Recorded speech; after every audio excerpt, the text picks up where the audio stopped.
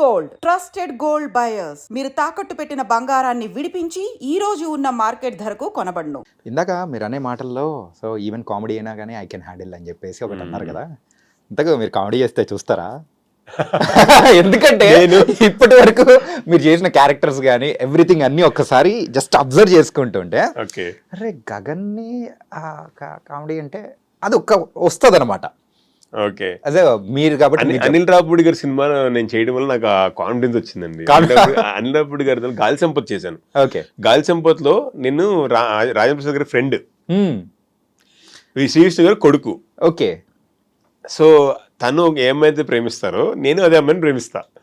So నేను Rajendra ప్రసాద్తో letter రాయించుకుని అది రక్తంతో రాస్తారు, ఎవరు పక్క ఫ్రెండ్ రక్తంతో రాస్తారు అన్నమాట. అసలు అది హిలేరియస్ గా వచ్చింది, చాలా అంటే నాకు ఆయన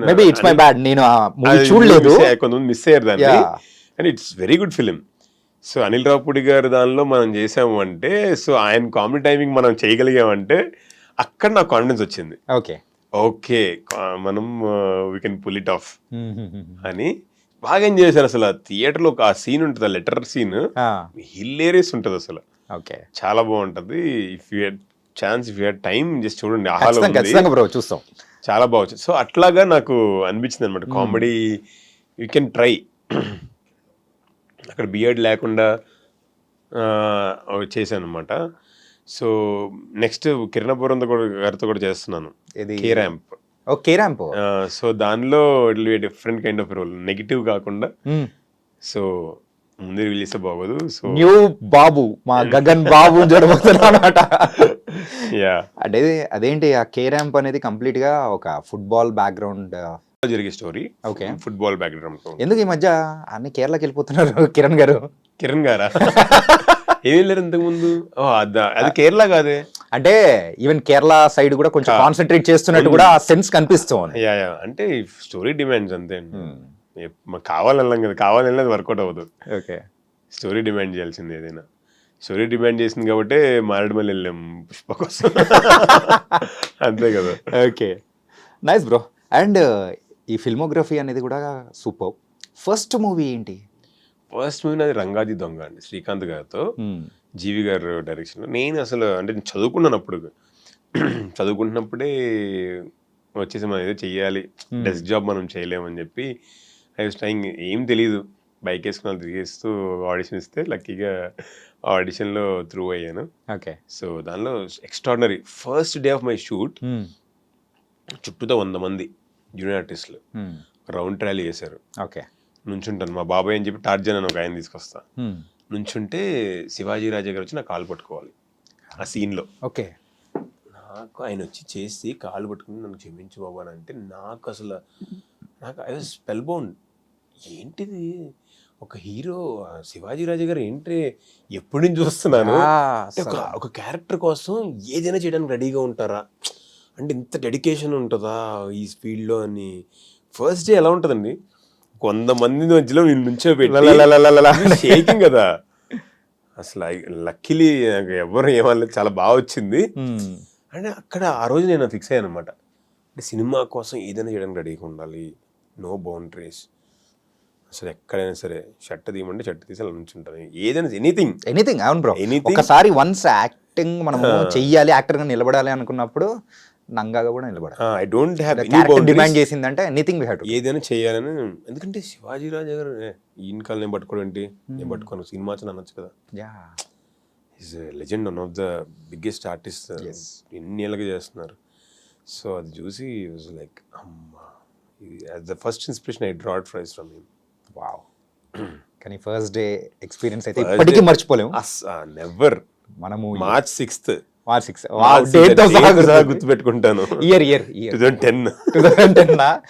okay, so your career started at 2010 అంటే అప్రాక్సిమేట్లీ 15 years. ఇంకొక 1 month ఉంది కాబట్టి అది కూడా వేసేసుకున్నా అంటే 15 years. 15 years journey. So movies అనేది కూడా చేసుకుంటూ వెళ్తున్నారు. ఓకే, బట్ కాకపోతే మూవీస్కి సంబంధించిన బ్యాక్గ్రౌండ్ ఏమీ లేదు, కానీ మూవీస్ సైడ్ వస్తా అంటే ఫస్ట్ రియాక్షన్ ఇంట్లో పేరెంట్స్ ఏంటి? చెప్పలేదండి నేను. చెప్పకుండా ఆడిషన్కి బండి వేసుకొని వచ్చేసి అన్ని చేసేసి. అంటే నేను బీటెక్ వరకు మొత్తం ఇంట్లోనే. డాడీ చాలా స్ట్రిక్ట్, అసలు మూవీస్ చూడడానికి కూడా ఒప్పుకునేవాళ్ళు కాదు. బీటెక్ చేయడం స్టార్ట్ చేసినప్పుడు నేను మూవీస్ చూడడం స్టార్ట్ చేశాను.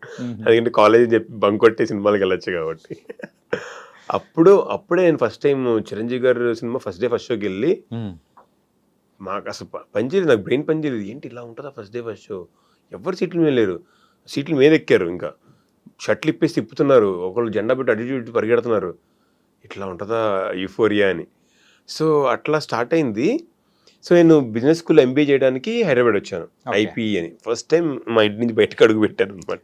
ఎక్కడ ప్రాపర్? విజయవాడ దగ్గర పామర్ అండి. యా. అంటే ఎన్టీఆర్ గారి నిమ్మకూరు పక్కనే, మా మండలంలోనే అది ఉంటుంది. ఆ వైబ్స్ అలా పాకే మేబీ తెలియదు. మా తాతగారికి ఆయన కూడా రిలేషన్ అనేది ఫ్రెండ్స్. సో మా తాతగారికి ఒక షాప్ ఉంది, పాన్ షాప్.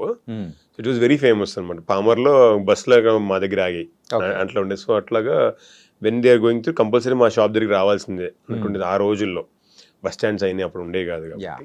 సో అట్లా ఎన్టీఆర్ గారు కూడా షాప్కి రావడం. అప్పుడు వాళ్ళు పాల వ్యాపారం కూడా చేసేవాళ్ళు, మిల్క్ అది పోస్తుండు.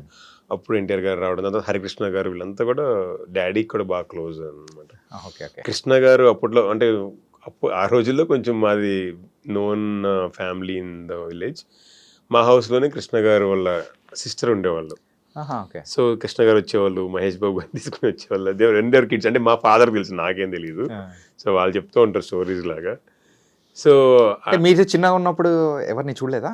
నేను చూడలేదు ఎవరిని. అంటే మురళీమోహన్ గారు వీళ్ళందరూ కూడా వచ్చి ఆగి తింటున్నారు, వాళ్ళని చూశాను. అంటే recent times, boss 10 years back అలాగా. వేటూరి సుందరరామూర్తి గారు కూడా మా పాన్ అంటే జగపతి పాన్ అంటే బాగా తెలుసు అనమాట.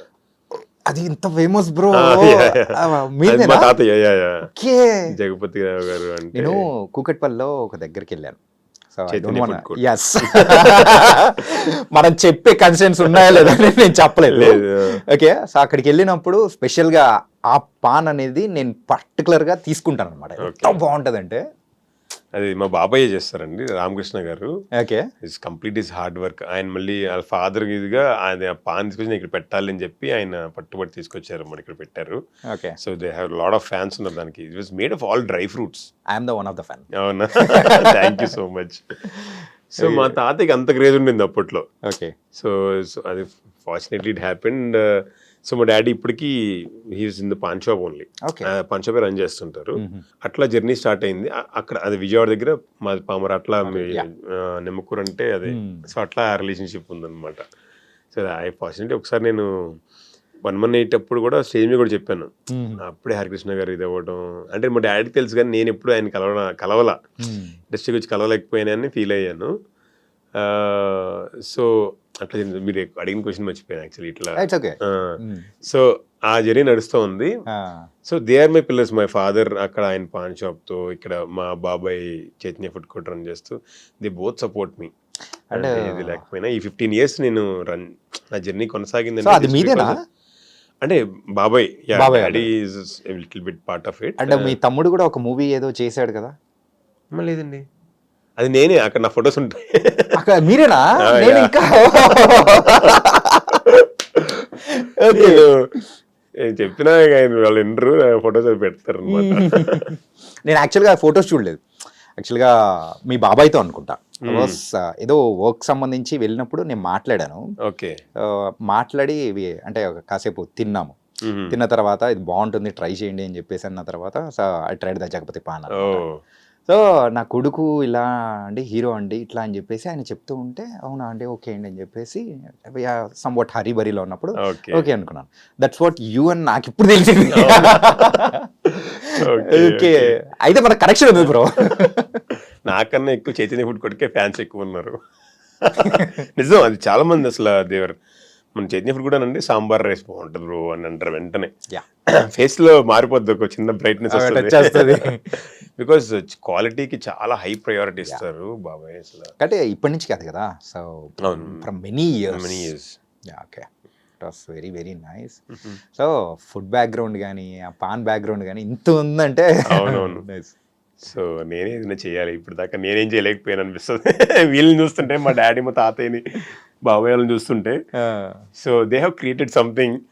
సో చాలా లవ్ ఉంటుంది. వేటూరి సుందరరామూర్తి గారు ఒకసారి మ్యాగజైన్కి ఇంటర్వ్యూ ఇచ్చినప్పుడు మీకు ఇష్టమైన ఫుడ్ ఏంటి అంటే పామర్లో జగపతి పానం దొరుకుద్ది, నాకు చాలా ఇష్టం అని చెప్పి సాక్షి ఇంటర్వ్యూ ఐ థింక్. సో అంత పెద్ద లెజెండ్స్ చెప్పడం మాకు చాలా హ్యాపీగా అనిపించింది. సో షుడ్ సి అంటే ఈ 15 years కూడా నాకు వాళ్ళ సపోర్ట్ స్ట్రగుల్స్ ఉన్నాయి. నేను ప్రతిసారి కాంట్ ఆస్దం కాబట్టి ఇంకా అలాగా. కానీ మనము మళ్ళీ క్వశ్చన్లోకి వచ్చేద్దాం.